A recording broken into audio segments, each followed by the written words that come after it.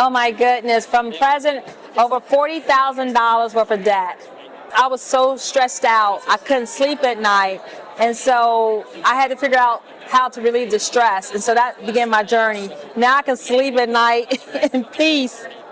When I realized that I wasn't alone, I started having a conversation because I was like, I know I couldn't be the only person who need financial literacy, need help. And so I began to share everyone, like in 2009, really sharing what I was doing to save more, to destroy debt. And so I started sharing it on the platform, on Facebook, really saying, hey, this is what I did.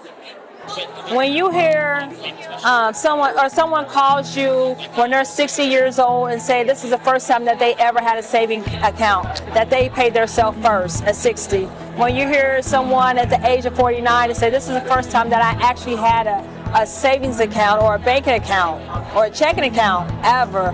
When you hear those stories, or I was able to, pay my mortgage or my rent on time, those are the stories that keeps pushing me forward. It's like, wow, When I first started saying you got to have yourself some financial grace, because a lot of times they says, I used to be good with money, right? I said you got to give yourself some financial grace, and so whatever mistakes that you made in the past, let's move forward, because you can't move forward if you have not forgiven yourself for those past financial mistakes. So that's number one. And then understand that you can do it. There's evidence out there. People are, getting out of debt, a lot of debt. We're just going to model them and just say, hey, look for them for inspiration, but not a distraction. And so that's what we start at. And then we go on to goal setting. How would you feel if you didn't have all this debt? And we work for that. That'll be the end game, and keep that at the forefront of everything.